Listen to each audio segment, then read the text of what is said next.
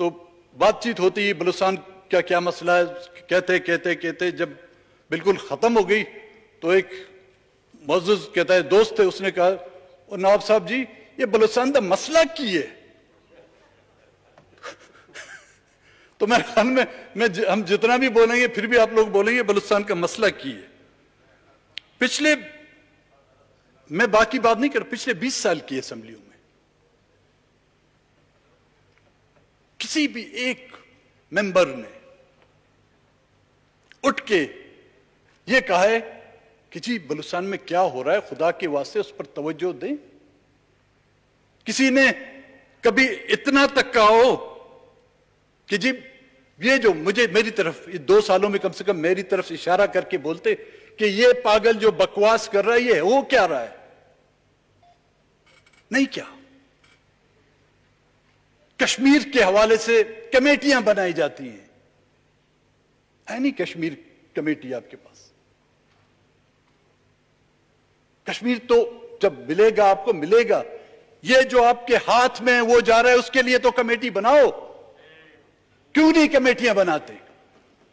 Bosnia کے لیے آپ احتجاج کرتے ہیں، فلسطین کے لیے آپ احتجاج کرتے ہیں، یہاں پر پولیٹیکل پارٹیاں جو ہیں اس کانسٹیٹیوشن ایونیو پر دھرنے دیتی ہیں، یہاں پر زیر بحث آتا ہے آٹا، زیر بحث آتا ہے یہاں پر ٹماٹر، زیر بحث آتا ہے یہاں پر چینی، زیر بحث آتی ہے، لیکن میرے بلوچ کا خون زیر بحث کیوں نہیں آتا؟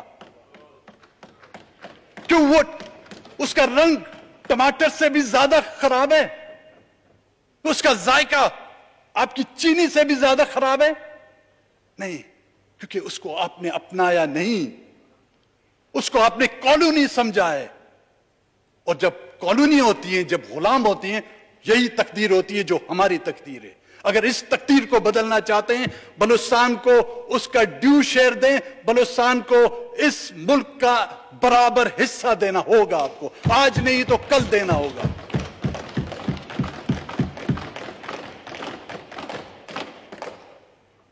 اسپیکر صاحب تو نہیں ہیں یہاں پر، ان سے میرا ایک گلہ ہے۔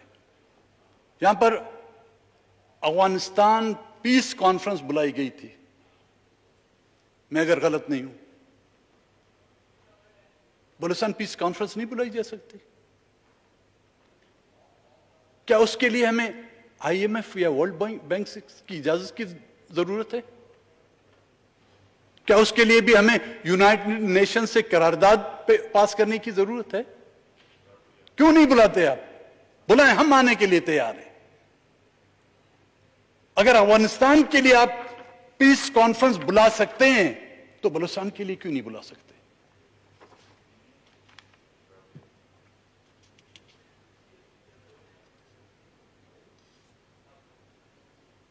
ہاں، یا تو یہ کہہ دیں آپ، پھر ہم آپ سے گلہ نہیں کریں گے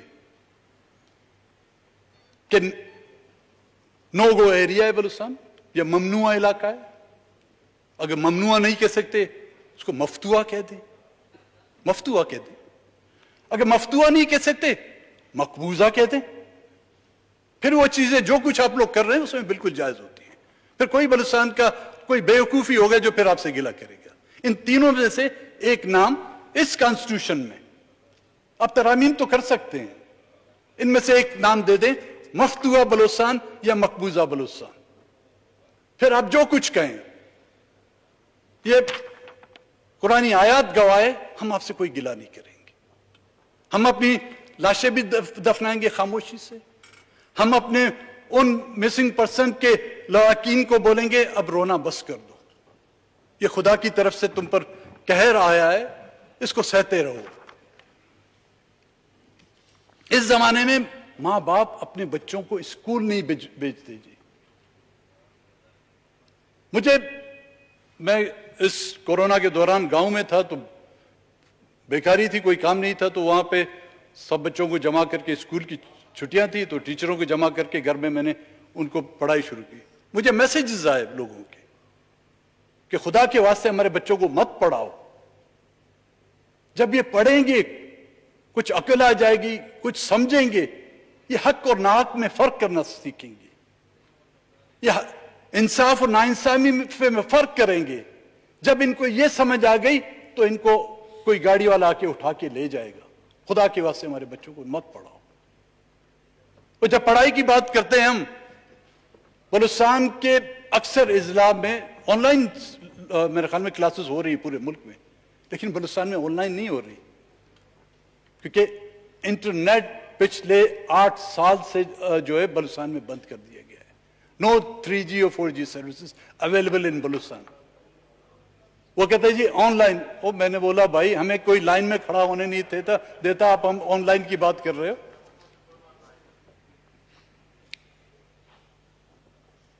वाकया जो हुए दिन दहाड़े लोग मुसल्ला होकर घरों में घुसते हैं। एक वाकया जिसका जिक्र मैंने पहले किया, दो दिन पहले, बस डॉक्टर साहब हमेशा के लिए नहीं, थोड़ी देर छोड़े, हमेशा के लिए खत्म कर रहा हूं मैं।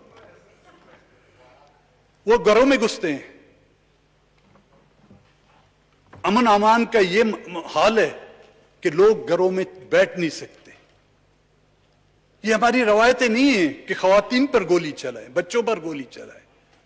2 दिन पहले तुंब में एक घर में घुसकर औरत का गला काट दिया गया, उसकी कानों से जो बालियां छीन गई। ये डकैती का वाकया हो सकता है, लेकिन it comes into law and order. और क्यों? क्योंकि वहां पर पाकिस्तान का एजेंडा आप गाड़ी में लगे। मैं आपको बोलता हूं, आप मेरे साथ आए, कोई एक, आप पाकिस्तान का एजेंडा गाड़ी पे लगाएं, चाहे जो बारूद है गाड़ी में, चाहे जो कुछ है आप लाएं, आपको कोई पूछने वाला नहीं होगा, क्योंकि आप पाकिस्तान के वफादार हैं। झंडा लगाने से कोई वफादार नहीं होता। वो वफादार उस वक्त होगा जब उसको आप एहसास दिलाएं कि आप इस मुल्क के बाशिंदे हैं, आप इस मुल्क के नफा नुकसान में बराबर के शरीक हैं। और वो लोगों को परमिट दिया गया कि लोगों को मारें भी, लोगों को उठा के भी ले जाएं। डेथ स्क्वाड मशहूर है वहां पर, जिसकी हर जिले में जो है उन्होंने एक ग्रुप्स बनाए हुए हैं। कोई भी पॉलिटिकल एक्टिविस्ट, एक लश्कर बनाया गया था मेरे ख्याल में वजीरिस्तान में, कहां पे आजकल, ये आज का नहीं, ये पहले भी था, छोटा उसको ब्रेक दे दिया गया था। वो टीवी में कहते हैं ना, मिलते हैं एक छोटे से ब्रेक के बाद, वो छोटा सा ब्रेक दे दिया था, अब वो फिर जो उनको एक्टिव कर दिया गया है।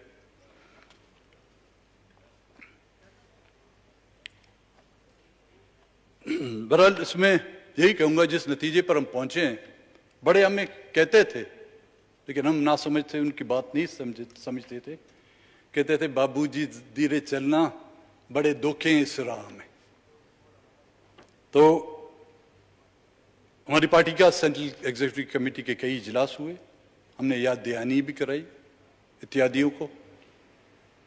उनको शायद हमारी जरूरत नहीं थी। तो आज बाकायदा बलूचिस्तान नेशनल पार्टी की सेंट्रल कमेटी के फैसले की तवज्जो से पीटीआई से मैं अपनी पार्टी के इत्तेहाद के खात्मे का बाकायदा ऐलान करता हूं।